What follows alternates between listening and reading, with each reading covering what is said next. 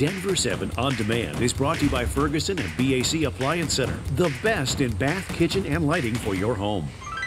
I'm Jessica Porter with the latest from Denver 7. Leaders of 34 Colorado counties are ready to fight the red flag bill. But will it really come to sheriffs refusing to enforce a court order or even sitting in their own jails? We don't know because the governor and attorney general are refusing to tell us how they plan to handle this situation. Denver 7's Russell Haythorne reports on a showdown where only one side is speaking up. Welcome, Governor Polis. One day after the red flag bill landed on his desk, Governor Jared Polis had to have expected questions about it, but instead made a quick exit from a news conference on another issue. He did recently indicate enforcement of the red flag bill boils down to local control. Every law enforcement agency has to make prioritization. He drew criticism when he compared enforcing the red flag bill to jaywalking when pressed by a reporter. I mean, how many times, Charles, I don't want to single you out, but have you jaywalked in the last year? Every law enforcement agency has limited resources, and they do have to prioritize. But red flag supporters say it is enforceable. Should I listen to a county commissioner who says it's unconstitutional, or should I look to the highest attorney in the state, the attorney general, and who has reviewed the bill, and his office has reviewed the bill and said that they believe it is constitutional and that they would be happy to fight? While that may be true, Attorney General Phil Weiser is even more silent publicly than the governor is. He keeps declining our repeated attempts to talk to him. His office said again today the AG is not available to speak. Thanks for checking in. 34 Colorado counties have now declared themselves part of the red flag resistance.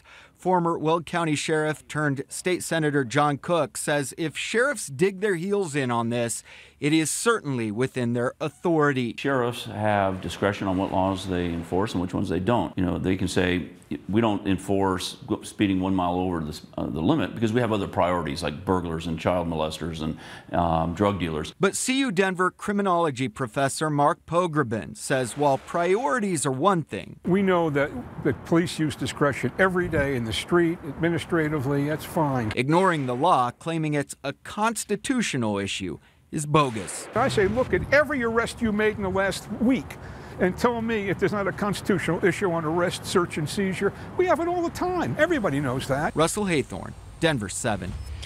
A school district in Brighton is staying quiet about allegations it did not protect a teenage girl from sexual assault. In a lawsuit filed against the Brighton 27J school district, the student claims she went to a school counselor after she was raped by a classmate, and the counselor told her to be careful about what she said. The victim says the other student continued to grope her at school and that other classmates harassed her about it. The school admitted it couldn't protect her at all times. The district did not comment. An oil and gas overhaul that sailed through the legislature has lost some of its momentum. Senate Democrats aren't thrilled with tweaks that gives local governments less control over the industry. They wanted to strengthen their power tenfold. It looks like it still has the support to pass, but lawmakers could go a few more rounds before putting it up for a vote. An effort to repeal the death penalty stalls out after failing to round up enough votes to eliminate capital punishment. The bill's sponsor requested the bill be tabled. Right now, Colorado has 3 inmates on death row. 2 of those men were convicted of killing Senator Rhonda Field's son. She led the opposition to repealing the law. It may ultimately be up to the public to solve the murder of Maggie Long. Monday, the Park County Sheriff's Office released this sketch of the 3rd suspect in the 17-year-old's death. Investigators believe he and 2 other men broke into Long's home in Bailey, robbed the place, then burned the home down with her still in it. The sheriff today asking everyone in the community to really consider if they know someone who could have done this. A $50,000 reward is being offered for information leading to a conviction. From potholes to traffic problems, the city of Denver may soon have a new way to fix our streets. Mayor Michael Hancock wants to create a new Department of Transportation within the city. He says it would get things done more efficiently than relying on public works, and it would help with Denver's growing population and traffic problems. To evolve our transportation system into one with a more robust ability to serve the needs of the people who work, live, and play in Denver. The reorganization began last summer. The mayor wants to send his proposal to voters in November. Inglewood is looking to regulate short-term rentals for the first time. The city wants to put a permitting process in place that will require a fee. Zoning officials are still working on the details. The city is currently asking for input. Well, it was supposed to be just him and the open road, but that's the thing about an adventure. You never know where it'll take you or what it'll give you. Denver 7's Jason Grenauer has the story of a Maine tourist's journey to Colorado and the friend he made along the way. On a cross-country road trip. The purpose was to ski as much as I could. The plan wasn't ever to stop at a place like this. Then again, I own a road map and I have Google Maps. I don't plan anything. Matthew Glatz has been on the road behind the wheel of this truck camper for the last 4 months, stopping, skiing, adventuring.